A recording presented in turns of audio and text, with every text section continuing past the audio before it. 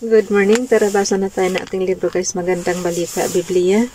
24 January 2025. Nandito tayo sa aklat ng ang ikalawang sulat ni Pablo sa mga tiga Tesalonica.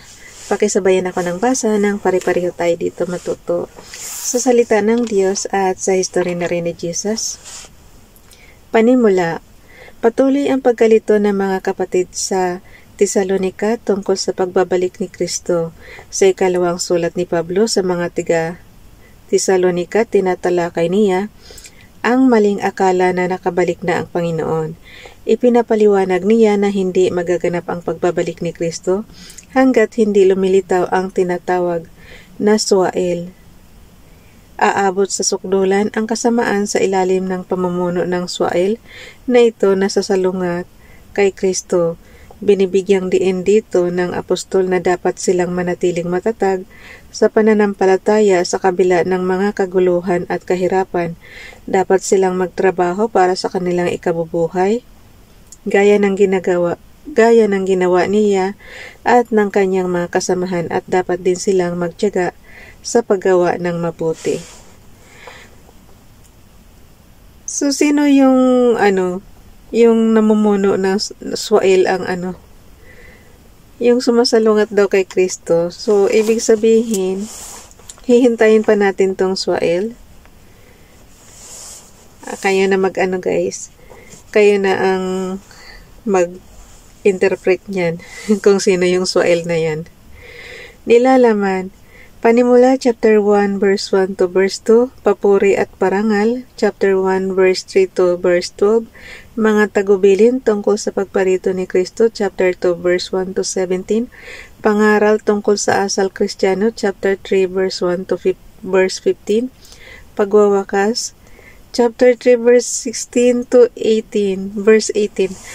Kayang-kayang basahin guys. Buuhin na natin para matapos na yung ikalawang Tesalonica.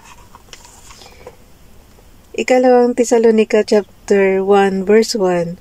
Mula kina Pablo, Silas at Timoteo para sa Iglesia sa Tesalonica sa mga hinirang ng Diyos Ama at ng Panginoong Hesukristo. Verse 2, sumainyo nawa ang pagpapala at mga kapayapaang mula sa ating Diyos Ama at sa Panginoong Hesukristo. Ang paghuhukom. Ikalawang Tesalonica chapter 1 verse 3, mga kapatid, tama lamang na kami laging magpasalamat sa Diyos dahil sa inyo sapagkat patuloy na tumatatag ang inyong pananampalataya kay Kristo at lalong nagiging maalab ang inyong pagmamahalan sa isa't isa.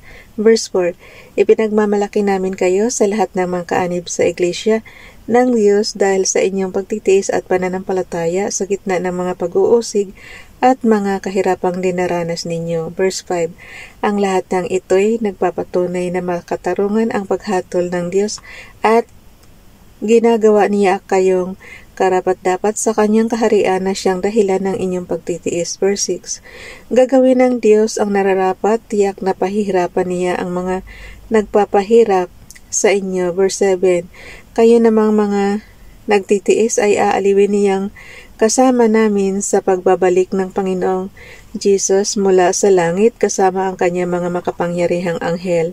Verse 8, darating siya sa gitna ng naglalagablab na apoy at paparusahan ang lahat ng hindi kumilala sa Diyos at hindi sumunod sa magandang balita ng ating Panginoong Jesus. Verse 9, ang parusa sa kanila ay walang hanggang kapahamakan at mahihiwalay sila sa Panginoon at sa dakila niyang kapangyarihan. Verse 10, mangyayari ito sa araw ng kanyang pagparito upang tanggapin ang papuri mula sa kanyang mga pinili at ang parangal ng lahat ng sumasampalataya sa kanya. Kabilang kayo roon sapagkat tinanggap ninyo ang magandang balitang ipinahayag namin sa inyo. Verse 11, dahil dito lagi namin kayong idinadalangin sa Diyos na naway maging karapat-dapat kayo sa pagkatawag niya sa inyo. At sa pamamagitan ng kanyang kapangyarihan naway ipagkaloob niya sa inyo ang lahat ng mabuti ninyong hinahangad at maging ganap ang inyong mga gawaing ibinunga ng pananampalataya. Verse 12, sa gayon, mapaparangalan ninyo ang ating Panginoong Jesus at kayo naman ay pararangalan din niya ayon sa kagandahang loob ng Diyos at ng ating Panginoong Hesukristo. Ang Suael. So ito na guys, kilalanin natin to kung sino yung tinutukoy na Swael.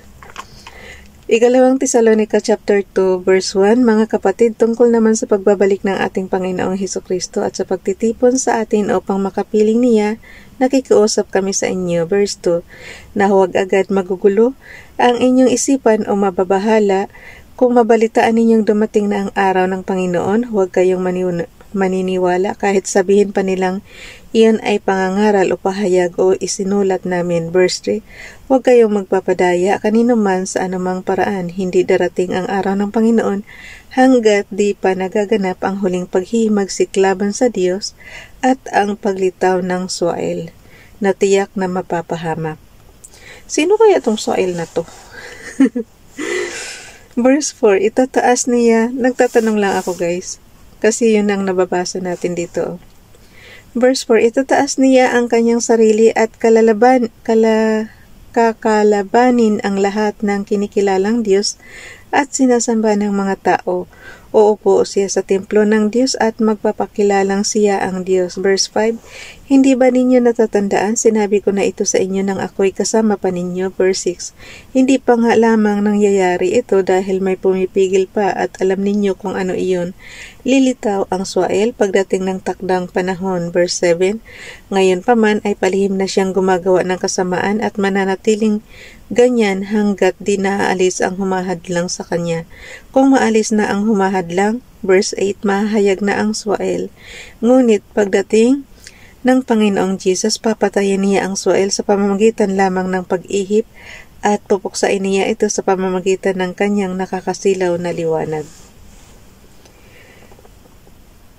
Verse 9, paglitaw ng Swael, taglay niya ang kapangyarihan ni Satanas. Gagawa siya ng lahat ng uri ng mapanlindang na mga himala at kababalaghan. Verse 10, gagamit siya ng lahat ng uri ng pandaraya sa mga mapapahamak, sa mga taong ayaw umibig sa katotohanan na makakapagligtas sana sa kanila. Verse 11, dahil ayaw nilang tanggapin ang katotohanan, hahayaan ng Diyos na sila'y malinlang ng espiritu ng kamalian at maniwala sa kasinungalingan. Verse 12, sa gayon, mapaparusahan ang lahat ng pumili sa kasamaan sa halip na tumanggap sa katotohanan. Hinirang upang maligtas. Ikalawang Tesalonica chapter 2 verse 13, mga kapatid na minamahal ng Panginoon, dapat kami magpasalamat palagi sa Diyos dahil sa inyo. Kabilang kayo sa mga unang pinili niya upang pagkalooban ng kaligtasan sa pamamagitan ng Espiritu Santo at ng inyong pananalig sa katotohanan. Sila yung unang pinili guys, paano kaya tayo? Ipang ilang generation na tayo. Okay, ulitin ko lang yung yung verse 13. Mga kapatid na minamahal ng Panginoon, dapat kaming magpasalamat palagi sa Diyos dahil sa inyo, kabilang kayo sa mga unang pinili niya upang pagkalooban ng kaligtasan sa pamamagitan ng Espiritu Santo at ng inyong pananalig sa katotohanan. O diba na makaswerte nila? Verse 14, tinawag kayo ng Diyos sa pamamagitan ng magandang balita na ipinahayag namin sa inyo upang makasama kayo sa kaluwalhatian ng ating Panginoong Hesukristo. Verse 15, kaya nga mga kapatid, magpakatatag kayo sa mga katotohanang itinuro namin sa inyo batay sa sinabi at isinulat namin.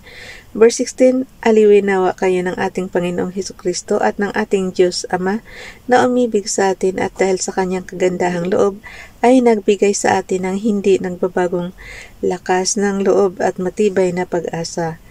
Ikalawang Tesalonica chapter 2 verse 17, bigyan nawa kayo ng matatag na kalooban upang maipahayag ninyo at maisagawa ang lahat ng mabuti. Ipanalangin ninyo kami. Ikalawang Tesalonica chapter 3 verse 1, mga kapatid, bilang pagtatapos, ipanalangin ninyo kami upang ang salita ng Panginoon ay mabilis na lumaganap at pahalagahan ng lahat tulad ng ginagawa ninyo. Verse 2, idalangin din ninyong maligtas kami sa mga taong masasama at walang kinikilalang Diyos sapagkat hindi lahat ay may pananampalataya sa Diyos. Verse 3, ngunit tapat ang Panginoon, siya ang magpapatatag at mag-iingat sa inyo laban sa masama. Verse 4. Dahil sa Panginoon, malaki ang aming pagtitiwala na sinusunod ninyo at patuloy na susundin ang mga itinuro namin sa inyo. Verse 5. Patnubayan nawa kayo ng Panginoon upang lalo ninyong maunawaan na kayo ay mahal ng Diyos at si Kristo ang nagpapatatag sa inyo. Dapat maghanap buhay. Ito guys, tinuturo sa ni Apostol Pablo, dapat maghanap buhay tayo. Ikalawang Tesalonica chapter 3 verse 6. Mga kapatid, iniutos namin sa inyo sa pangalan ng Panginoong Hesukristo na layuan ninyo ang sinumang kapatid na tamad. Ayun. At ayaw sumunod sa mga itinuro namin sa inyo. Verse 7. Alam naman ninyo na dapat ninyong tularan ang aming ginawa.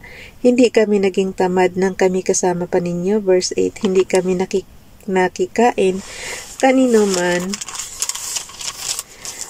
nang walang bayad. Nagtrabaho kami araw-gabi upang hindi makabigat kanino man sa inyo. Verse 9. Ginawa namin ito hindi dahil sa wala kaming karapatan sa inyong tulong, kundi upang kayo bigyan ng halimbawang dapat tularan. Verse 10. Nang kami ay kasama pa ninyo, ito ang itinuro namin sa inyo, huwag ninyong pakainin ang sinumang ayaw magtrabaho. Verse 11, binanggit namin ito dahil nabalitaan naming may ilan sa inyong ayaw magtrabaho at walang inaatupag kundi ang makialam sa buhay ng may buhay. Ayan, yung mga marites dyan. Tinamaan na naman dito sa salita ng Diyos. Okay, ulitin ko yung ikalawang Tesalonica chapter 3 verse 11. Binanggit namin ito dahil nabalitaan naming may ilan sa inyong ayaw magtrabaho at walang inaatupag kundi ang makialam sa buhay ng may buhay. Verse 12, sa pangalan ng Panginoong Hesukristo, mahigpit naming iniuutos sa mga taong ito na sila ay maghanap buhay ng maayos at huwag umasa sa iba. Verse 13, mga kapatid, huwag kayong magsasawa sa paggawa ng mabuti. Verse 14, maaring mayroon sa inyo diyan na hindi susunod sa sinabi namin sa sulat na ito. Kung magkagayon, tandaan ninyo siya at huwag kayong makihalubilo sa kanya upang siya ay mapahiya. Verse 15, ngunit huwag naman ninyo siyang ituturing na kaaway, sa halip, pangaralan ninyo siya bilang kapatid.